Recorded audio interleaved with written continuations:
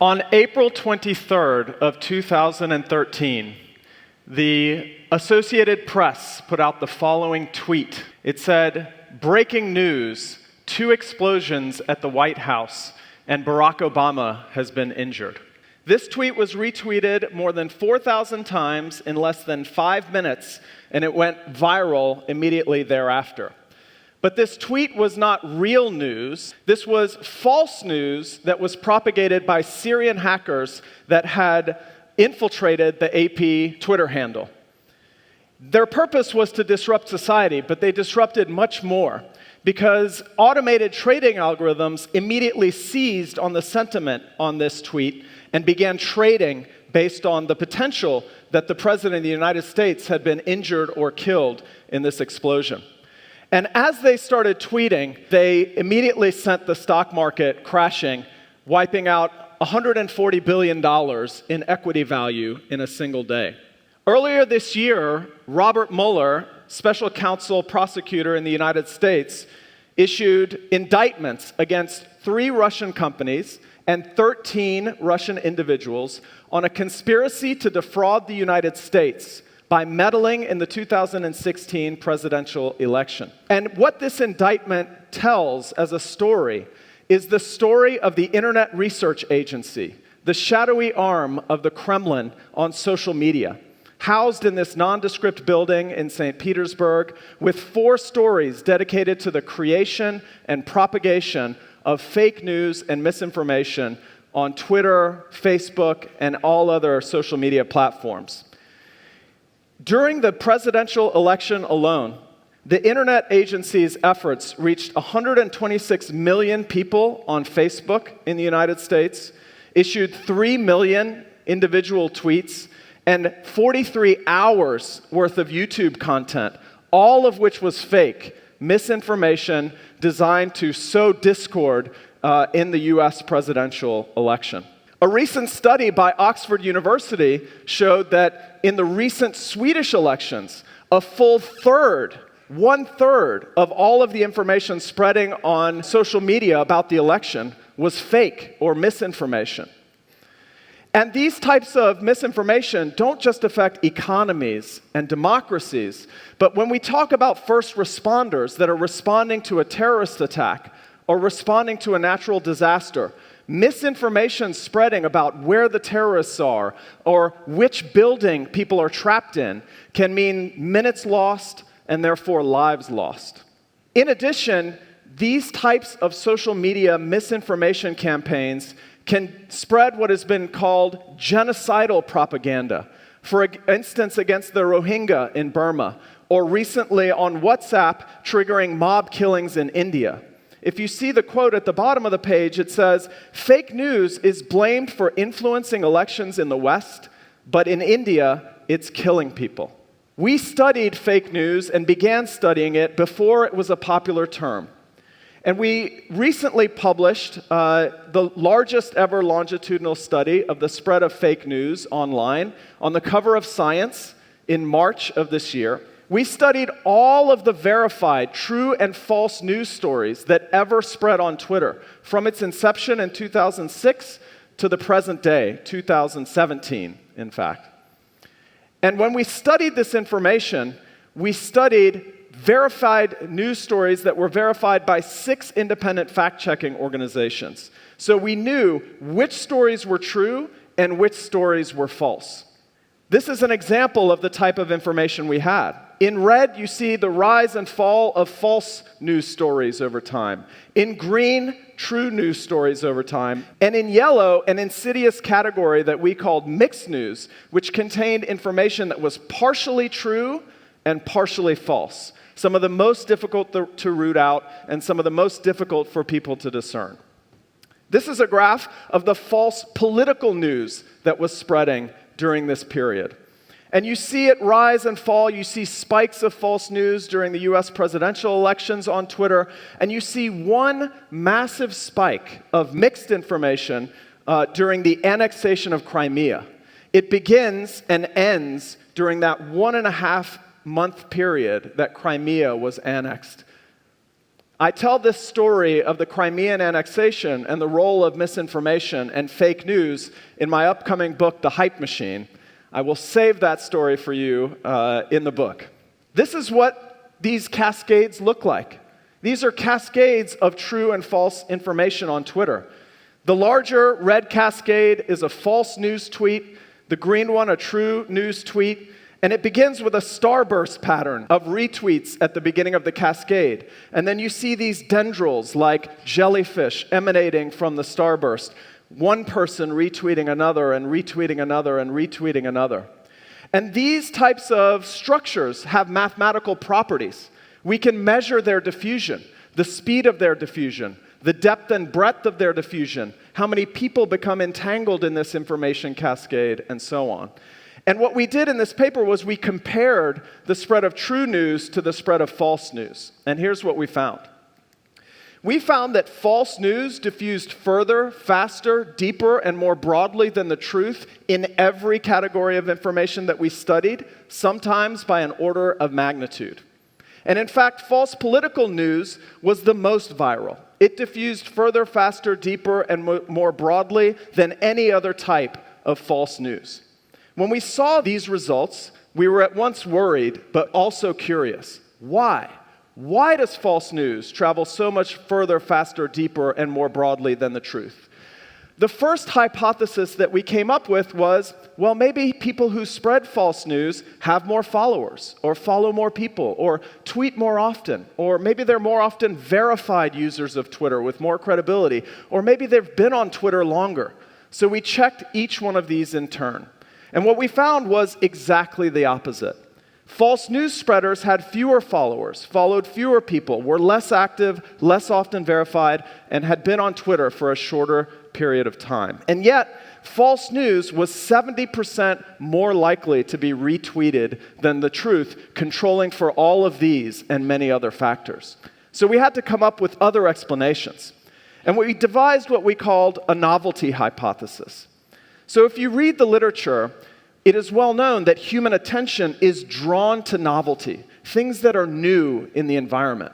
And if you read the sociology literature, you know that we like to share novel information because it makes us seem like we're in the know. It makes us seem like we have access to inside information. And we gain in status by spreading this kind of information. So what we did was we measured the novelty of an incoming true or false tweet compared to the corpus of what that individual had seen in the 60 days prior on Twitter. So we used information theoretic measures of the information content in these true or false tweets compared to all of the information that they had seen in the 60 days prior to this incoming true or false tweet, and we measured information novelty across 3 distinct measures. And across all of these measures, false news was much more novel than the truth. But that wasn't enough, because we thought to ourselves, well, maybe false news is more novel in an information theoretic sense, but maybe people don't perceive it as more novel. So to understand people's perceptions of false news, we looked at the information and the sentiment contained in the replies to true and false tweets. And what we found was that across a bunch of different measures of sentiment, surprise, disgust, fear, sadness, anticipation, joy, and trust, false news exhibited significantly more surprise and disgust in the replies to false tweets. And true news exhibited significantly more anticipation, joy, and trust in reply to true tweets. The surprise corroborates our novelty hypothesis. This is new and surprising, and so we're more likely to share it. At the same time, there was congressional testimony in front of both houses of Congress in the United States looking at the role of bots in the spread of misinformation. So we looked at this too. We used multiple sophisticated bot detection algorithms to find the bots in our data and to pull them out. So we pulled them out, we put them back in, and we compared what happens to our measurements when we remove the bots and when we put them back in. And what we found was that, yes, indeed, bots were accelerating the spread of false news online. but they were accelerating the spread of true news at approximately the same rate, which means bots are not responsible for the differential diffusion of truth and falsity online. We can't abdicate that responsibility because we, humans, are responsible for that spread. Now, everything that I have told you so far, unfortunately for all of us, is the good news. The reason is because it's about to get a whole lot worse. And two specific technologies are going to make it worse. We are going to see the rise of a tremendous wave of synthetic media, fake video, fake audio, that is very convincing to the human eye. And this will be powered by two technologies. The first of these is known as generative adversarial networks. This is a machine learning model with two networks, a discriminator, whose job it is to determine whether something is true or false, and a generator, whose job it is to generate synthetic media.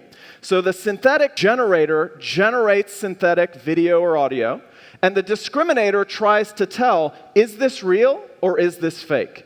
And then the generator sees what the discriminator does and optimizes a function to generate more and more convincing video and audio.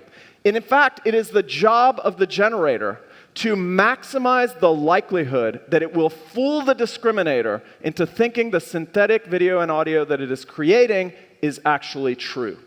Imagine a machine in a hyperloop trying to get better and better at fooling us. This combined with a second technology, which is essentially the democratization of artificial intelligence to the people. The ability for anyone without any background in artificial intelligence or machine learning to deploy these kinds of algorithms to generate synthetic media makes it ultimately so much easier to create videos like this one. We're entering an era in which our enemies can make it look like anyone is saying anything at any point in time, even if they would never say those things. So, for instance, they could have me say things like, Killmonger was right, or Ben Carson is in the sunken place, or, how about this, simply, President Trump is a total and complete dipshit. Now, you see, I would never say these things. At least not in a public address. But someone else would. Someone like Jordan Peele. This is a dangerous time. Moving forward, we need to be more vigilant with what we trust from the internet. That's a time when we need to rely on trusted news sources. It may sound basic, but how we move forward in the age of information is going to be the difference between whether we survive or whether we become some kind of fucked up dystopia. Thank you, and stay woke, bitches.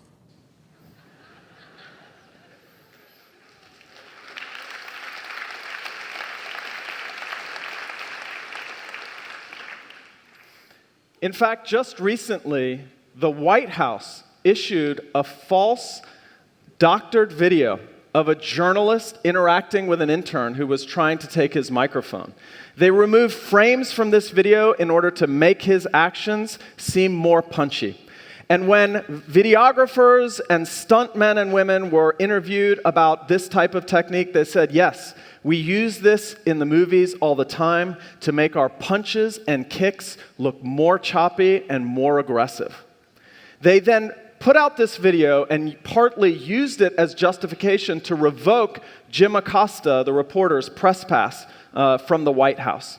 And CNN had to sue to have that press pass reinstated.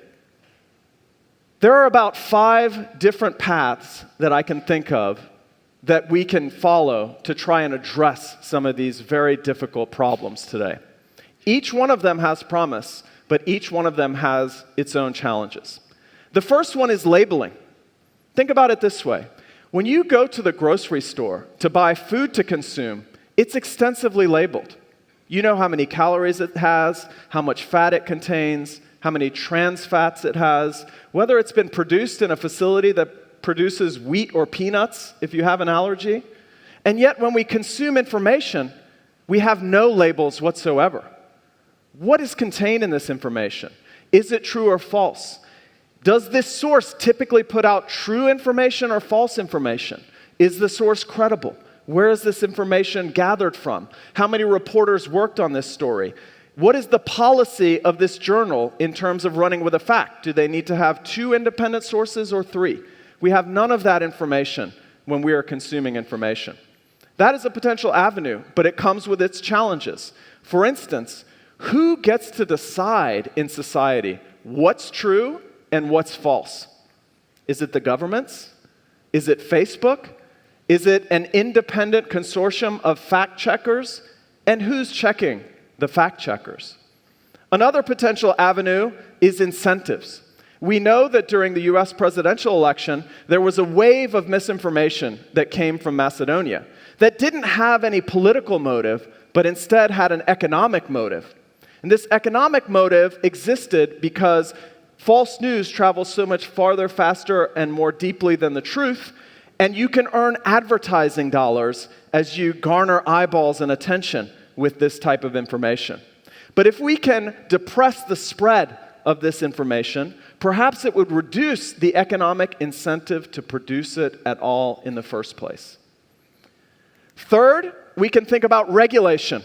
And certainly we should think about this option. In the United States currently, we are exploring what might happen if Facebook and others are regulated. Recently in Europe, the GDPR went into effect at the end of May, instituting strict privacy policies and uses of data and algorithmic transparency requirements. But this type of regulation, while we should consider things like regulating political speech, labeling the fact that it's political speech, making sure foreign actors can't fund political speech, it also has its own dangers. For instance, Malaysia just instituted a 6-year prison sentence for anyone found spreading misinformation. And in authoritarian regimes, these kinds of policies can be used to suppress minority opinions and to continue to extend repression. The fourth possible option is transparency. We want to know, how do Facebook's algorithms work? How does the data combine with the algorithms to produce the outcomes that we see? We want them to open the kimono and show us exactly the inner workings of how Facebook is working. And if we want to know social media's effect on society, we need scientists, researchers, and others to have access to this kind of information. But at the same time, we are asking Facebook to lock everything down, to keep all of the data secure, to not give data to third parties like Cambridge University, who then gave the data to Cambridge Analytica that created that scandal. So Facebook and the other social media platforms are facing what I call a transparency paradox. We are asking them at the same time to be open and transparent and simultaneously secure. This is a very difficult needle to thread, but they will need to thread this needle if we are to achieve the promise of social technologies while avoiding their peril. The final thing that we could think about is algorithms and machine learning. Technology devised to root out and understand fake news, how it spreads, and to try and dampen its flow. Humans have to be in the loop of this technology because we can never escape that underlying any technological solution or approach is a fundamental ethical and philosophical question about how do we define truth and falsity? To whom do we give the power to define truth and falsity? And which opinions are legitimate? Which type of speech should be allowed? And so on. Technology is not a solution for that. Ethics and philosophy is a solution for that. Nearly every theory of human decision-making, human cooperation, and human coordination has some sense of the truth at its core. But with the rise of fake news, the rise of fake video, the rise of fake audio, we are teetering on the brink of the end of reality, where we cannot tell what is real from what is fake. And that's potentially incredibly dangerous. We have to be vigilant in defending the truth against misinformation with our technologies, with our policies, and perhaps most importantly, with our own individual responsibilities, decisions, behaviors, and actions. Thank you very much.